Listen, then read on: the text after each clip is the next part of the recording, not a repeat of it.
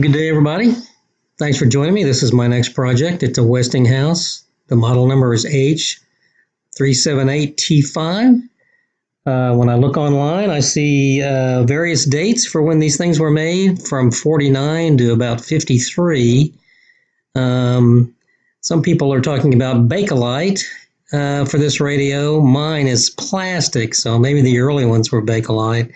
And you can tell by looking at it, the condition, not bad. The cabinet's in pretty good shape. A lot of yellowing there on the dial. I'll try and see if we can fix that. Some instructions on how to get into it. It's a decent little radio. So I bought the PhotoFact for this, and it's pretty helpful. With that many years, and there's several models that look the same but have different model numbers. So I took a look through this to make sure that this matched up with what I had. Did a spot check of later on down the road. I'll do a little spot check of the schematic and make sure the wiring is the same as this particular one. Appears to be the case.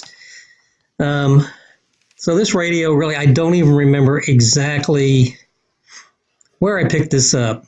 I think I was in an antique mall, and there was a lady who had a couple of radios that she'd had forever, and just happened to be there arranging her booth, and I think she wanted to get rid of these things that she'd had for a long time, so I just hit at the right moment, and I believe that's the story, but it's been several years since I bought these. You can see how yellow that is. This radio, a lot of junk on it, a lot of gunk, and it's either been in a super dirty environment or maybe a smoker. So when we get inside, there could be a kind of a cleanup job, serious cleanup job, we'll see. So that's the full back, but it doesn't cover the whole back, and everything appears to be there. There's nothing missing. And I don't remember whether she offered to plug that in for me years ago or not. I don't think so, and I probably would have shied away from that, given the option.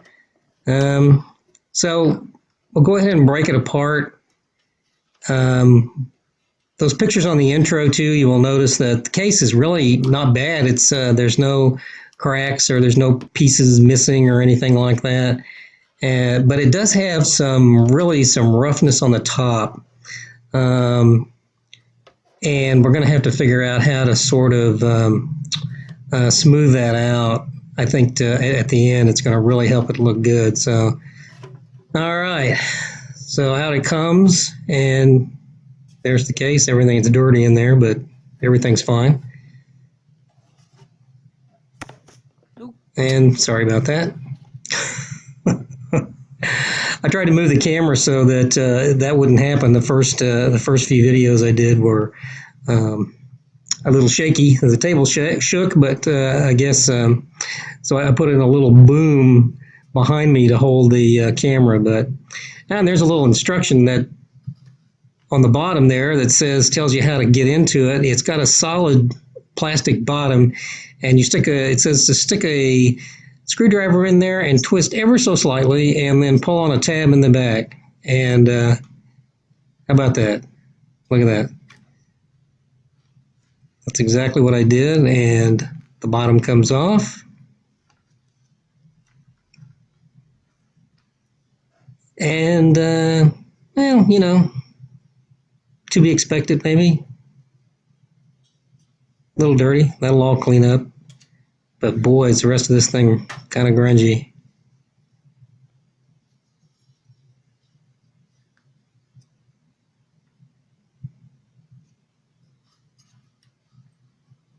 And to take a look at the bottom,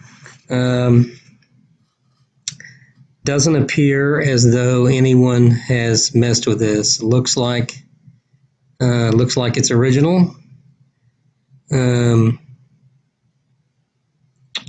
Original electrolytic there, the great big cap, and so that's probably there's I think it's called a Black Beauty capacitor there, and I'm sure all those are going to be not in such good shape. So I'm not sure what I'm looking for here. There's another tag. Not sure what that's telling me. But it's not nearly so dirty inside. That was enclosed. And that's also a plastic chassis. I know some people that I read some things online. Oh, there's a wire that's broken. So the that little tiny wire that goes from the antenna to the tuning capacitor, one of those has broken loose. So I took a closer look at that later. I don't know how I'm going to put those back together. It doesn't look long enough, and how you're going to solder something that small, I'm not sure. But we'll we'll cross that bridge when we get there. I'm just going to take the there's a little shield in there in the radio. I'm just going to undo that.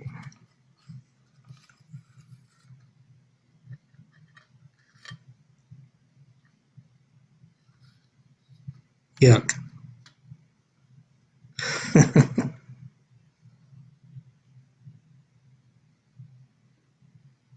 Okay.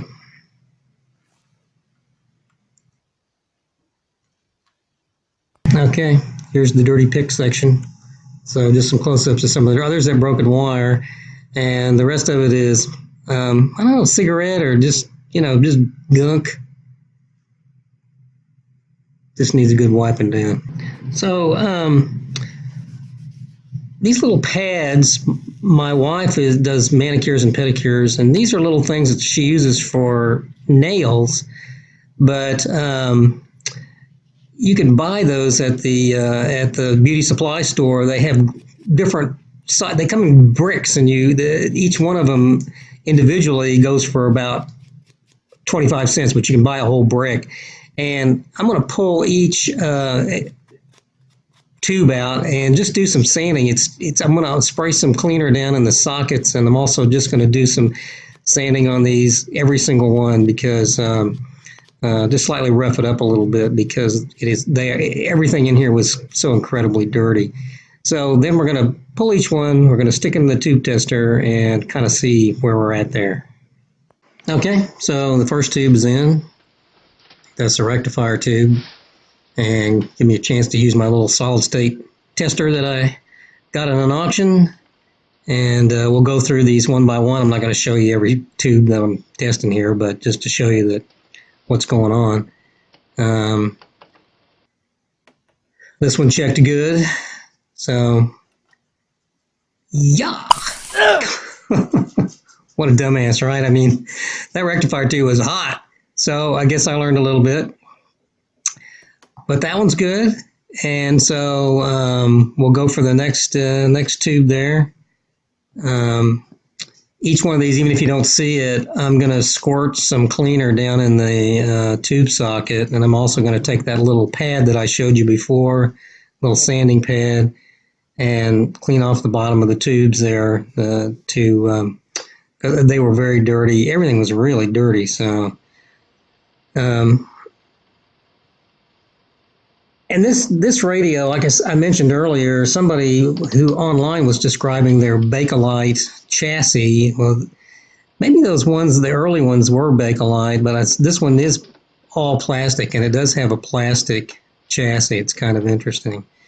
But no Bakelite, unfortunately. I wish it was. But the ones they showed in photos online that they were claiming were Bakelite look the same color as mine, but I don't think this one, when you feel it, look at it, it doesn't look like Bakelite, feel like Bakelite. It's plastic. So I'm not sure the number of this tube, but I'm looking it up in my little book, and we'll try it out and see if it's good.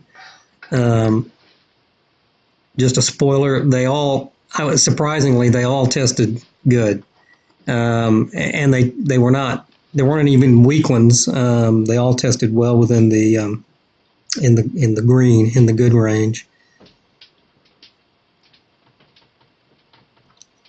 So that's nice. I don't have to buy any tubes.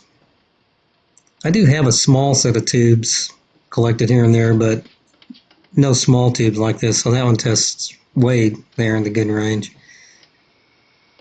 Very nice. So again, we'll go ahead and, that was not hot, Dan. So we'll go ahead and pull them one by one and make sure they're all good. And in this case, they all were, luckily they were all very good. All right. So with tubes tested, and I went through and looked for anything loose, and the only thing I found was that antenna wire.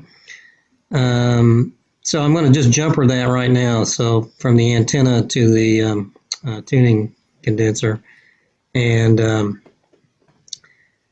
didn't see any other wiring in the bottom that looked suspicious or bad in any way.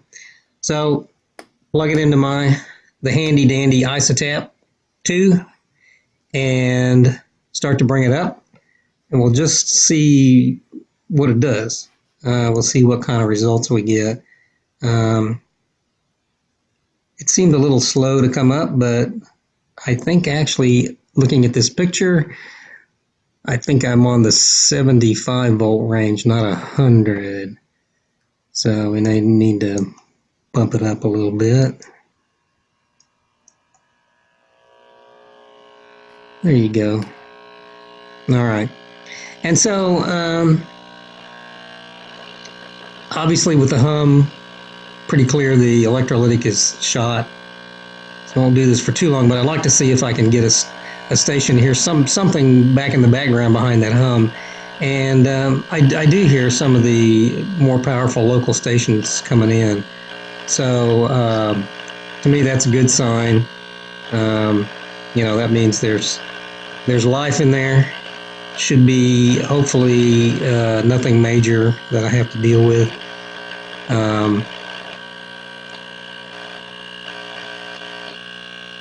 But we'll see. So you can hear, hopefully, there's some stations coming in, something in the background. And I won't prolong that since I know I got a bad electrolytic. So next, we're going to deal with that.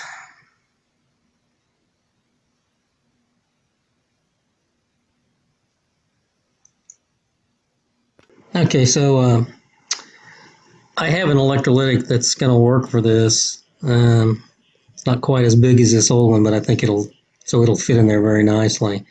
Just checking to make sure. I want to leave as much of the leads on there as possible. So I'm just trying to make sure I'm cutting as close there as I can. So there it is, the old beast. It's out. Nothing you can do with it, but we're going to put a new one in. Well, thanks for watching. I think this is going to be the last thing we're going to do here. So this is an electrolytic I bought. I've got an alligator clipped in just to see what a difference this can make, and make sure I got it in there right. And I'm using the old capacitor kind of just to keep some things separated there so we don't get any shorts. But we'll show you the result of that next time and press on with all the other things that we need to do for this little radio. Thanks for watching.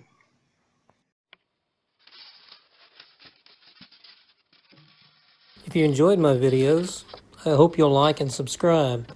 And please don't forget to click on the little bell button so you'll be notified anytime I post a new video.